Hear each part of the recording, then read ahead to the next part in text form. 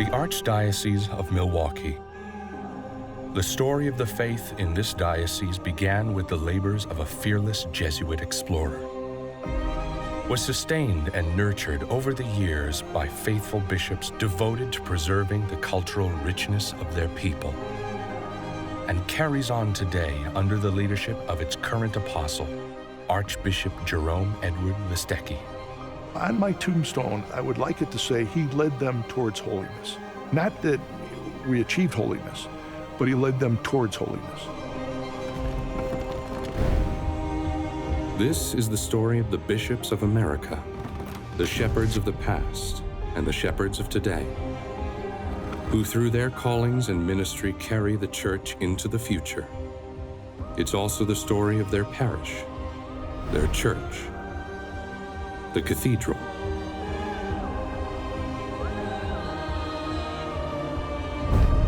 This is The Chair, an exploration of what it means to be an apostle in America.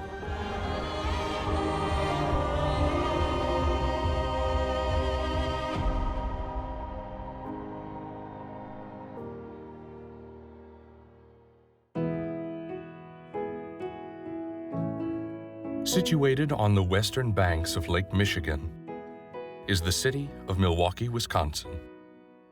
See City of the Archdiocese of Milwaukee, a vibrant faith community of nearly 600,000 Catholics. The word Milwaukee comes from an Algonquin word meaning beautiful, good, and pleasant land. For thousands of years, this area was inhabited by various Algonquin tribes. The seeds of faith in the Archdiocese of Milwaukee were planted in the 1600s and 1700s by missionary priests who traveled the Great Lake regions, working among native peoples and early settlers. Jacques Marquette, a French Jesuit, was one of these early missionary priests. His 17th century travels are an integral part of the history of Milwaukee, Wisconsin, and the Midwest. In recognition of his pioneering spirit, Marquette University was named in his honor. But the region around Milwaukee saw a second wave of missionary activity as the region was opened up to settlement and development by railroads and new transportation networks.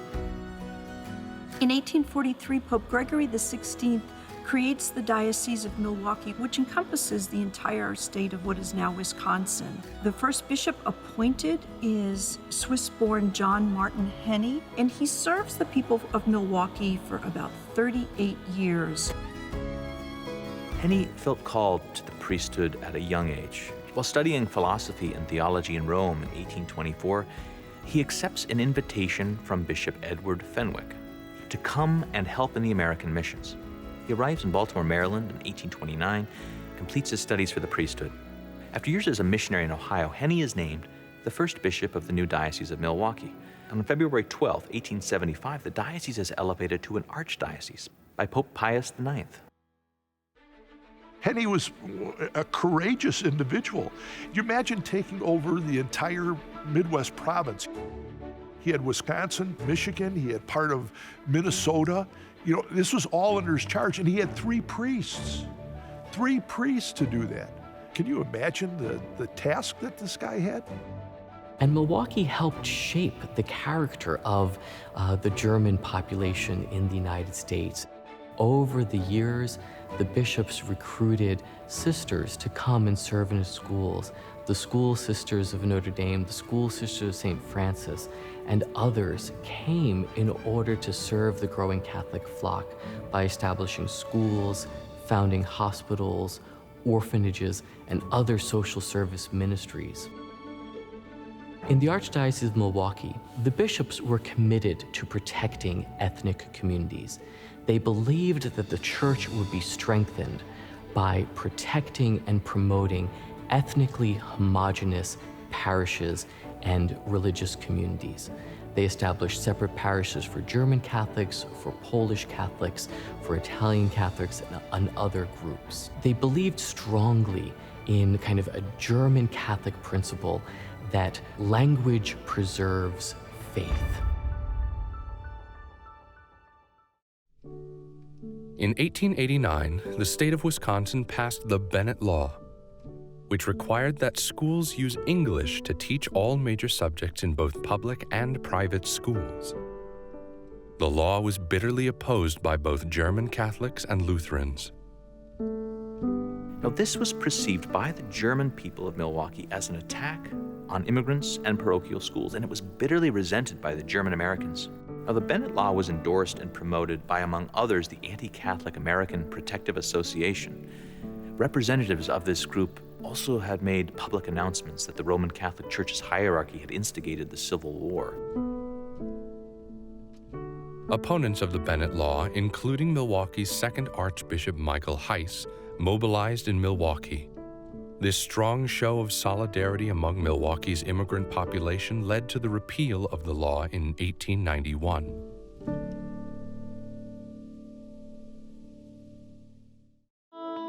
As the Archdiocese of Milwaukee finds itself moving into the 20th century, in terms of the church, it's also moving with the social change in the country as well. Archbishop Samuel Alphonsus Stritch, the fifth Archbishop, born in Nashville, Tennessee, to Irish immigrants. He finished grammar school when he was 10 years old. He finished high school when he was 14. He's ordained as a priest in 1910 at the age of 22, so he's just shy of really being old enough to be ordained. So he had to receive a special dispensation by Pope Pius X. And apparently Pope Pius X said of his ordination, "He's young in years but old in intelligence, so let's just ordain him." And I think this kind of paves the way for the work that Cardinal Stritch actually did in his lifetime, particularly in the Archdiocese of Milwaukee. The sixth Archbishop of Milwaukee is Bishop Kiley. He goes to Rome to be ordained in 1911, and then actually spends time in Chicago serving as a priest. One of the things that he's known for in Chicago was he began a mission for homeless men there. He was known as a very serious person. Part of this, I believe, is because he was just so focused on the task at hand, especially when he was working in Milwaukee as the Archbishop. In the years after the Second Vatican Council, the Archdiocese of Milwaukee has continued its rich legacy, welcoming new immigrant communities into its family of faith. You get all sorts of different people of all different races and cultures, and they've been a new shot in the arm, a source of life for us, and we're so happy to have them here in our midst, and we're forming a whole new community.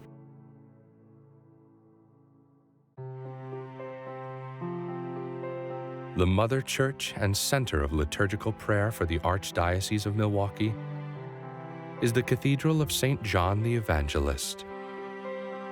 It's a fascinating history because the cathedrals evolved over time. Our first cathedral was not the one we're in right now, St. John the Evangelist. It was a little wooden chapel about 3 blocks away to the north of here called St. Peter's Chapel. But we quickly outgrew that, and our first bishop, John Martin Henney, bought this land. And he wanted the church to be ever present in the midst of the city and involved in whatever was going on in the life of the city as well. He called his cathedral the soul of the city. That was his vision.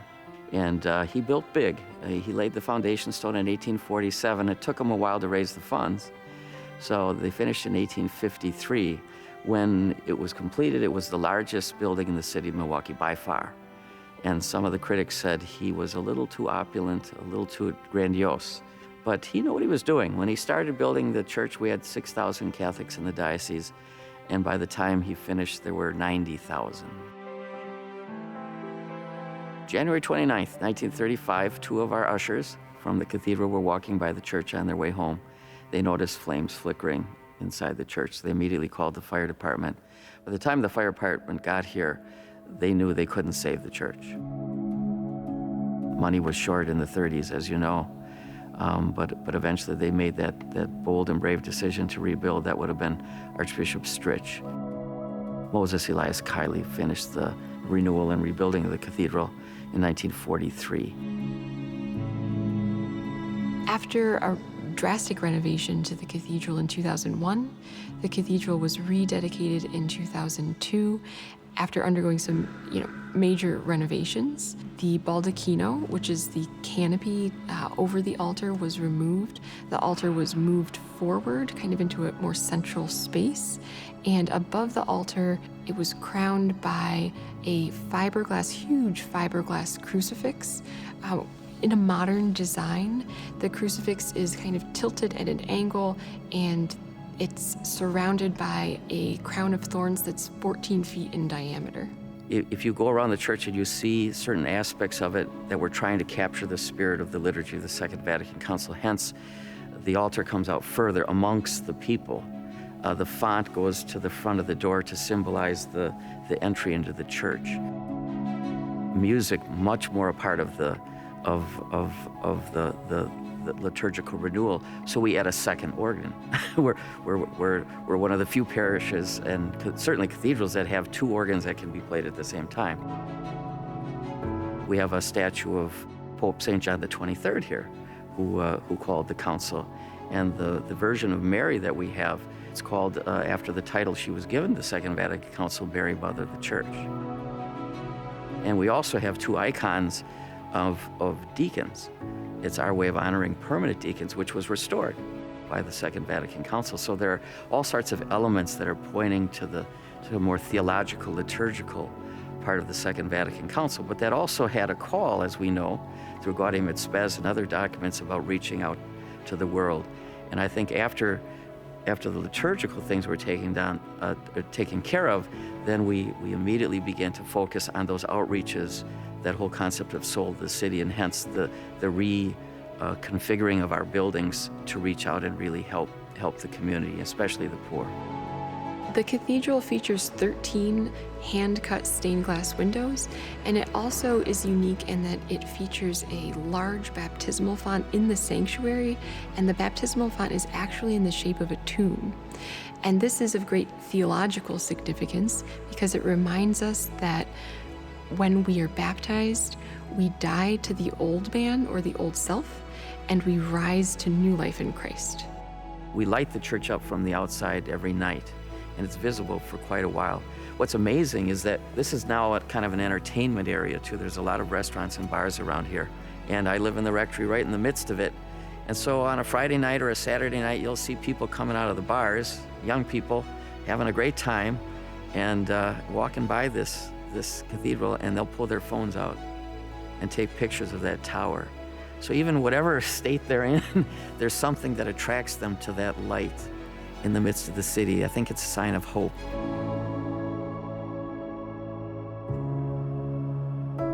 The cathedra, or chair, in St. John the Evangelist represents Archbishop Jerome Listecki's authority as the Apostle of Milwaukee.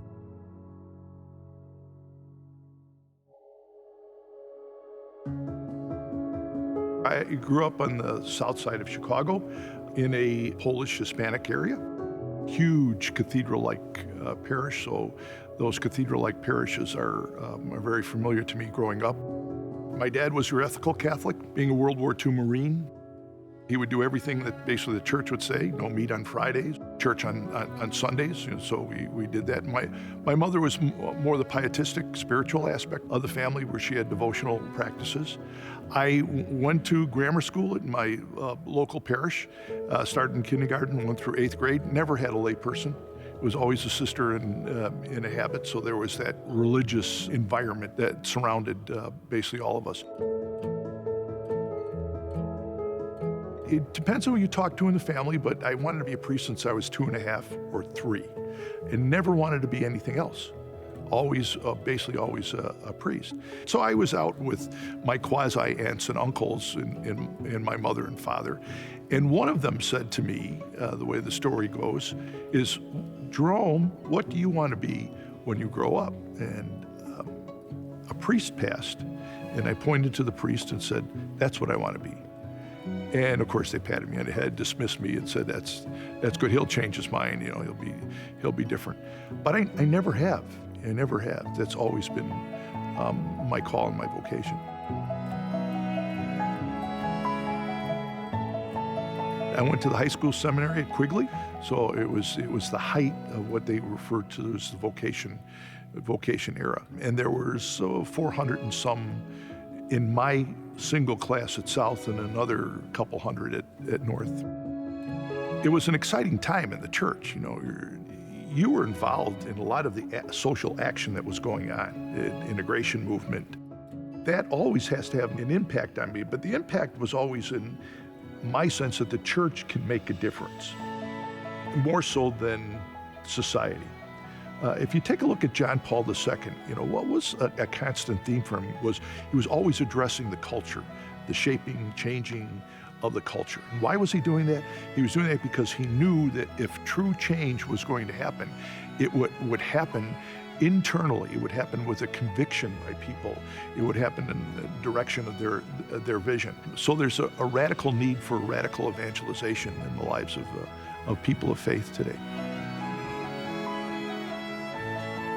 We are ordained at Mundelein, and I was fortunate to be assigned to St. Michael's in Orland Park, which was reputedly the largest Catholic parish in the Archdiocese. So I received a good pastoral training, a lot of insight there.